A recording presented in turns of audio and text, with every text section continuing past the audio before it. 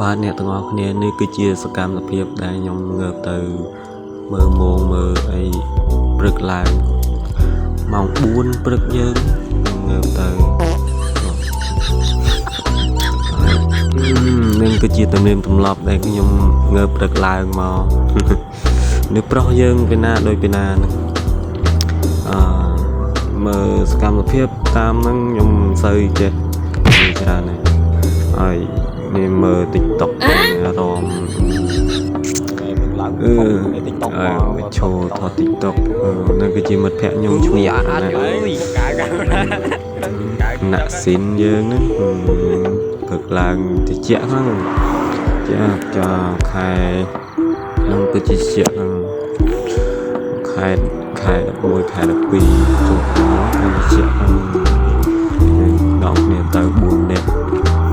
នេះចောင်းគ្នាទៅកាន់វ៉ោកាន់អីទុកដាក់ត្រីដាក់អី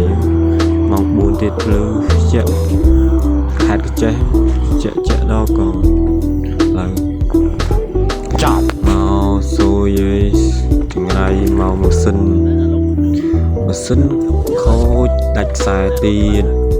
មកយកខ្ចៅមូលហើយវាអញ្ចឹងនៅធ្វើម៉ាស៊ីនហ្នឹងឡើងមកស្បកទៀតវេទនាមកតង់ទៀតតែមិនថ្មីទេប៉ុណ្ណឹងតកង់ចេះធ្វើដែរកង់ជំនាញតែម្ដងបាទ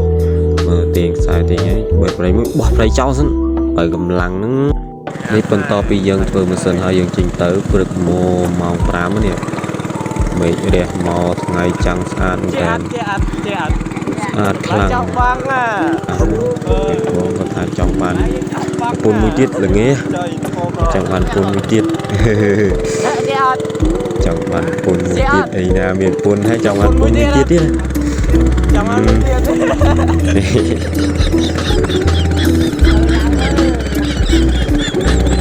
ទេសភាពនៅខេត្តកញ្ចេះយើងគឺជាពន្លឺថ្ងៃដែលរះមកព្រឹកឡើងនិយាយដិតណាព្រឹកឡើងស្ពាក៏ជាស្អាតមានអីទេនៅបឹងយើងខ្ញុំមិនដឹងថានិយាយថាម៉េចទេខ្ញុំមិនសូវប៉ុនចេះនិយាយដែរឥឡូវស្ដាប់វីដេអូសម្លេងស៊ីនទាំងអស់គ្នា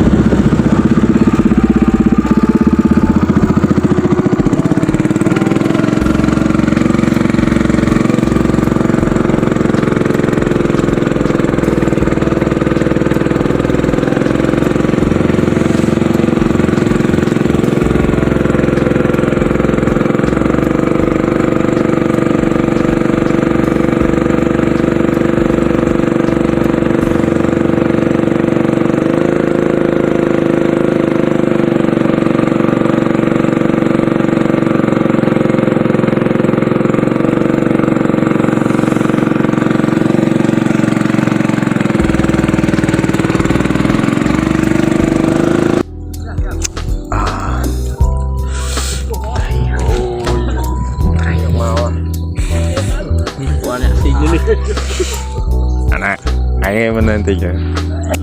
ហ្នឹងហើយតែសភាពនៅស្រុកស្រែមានអីទេមានអាងភ្លើងព្រឹកឡើងថ្ងៃតិចដល់កនៅខែ 11 យើងហ្នឹងដល់ខែ 12 កាន់តែតិចខ្លាំងជាងហ្នឹងទៀតតិច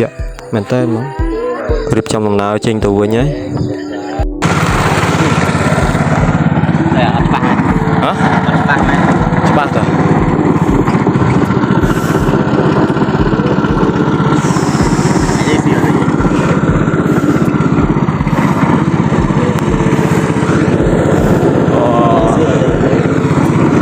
hay mấy anh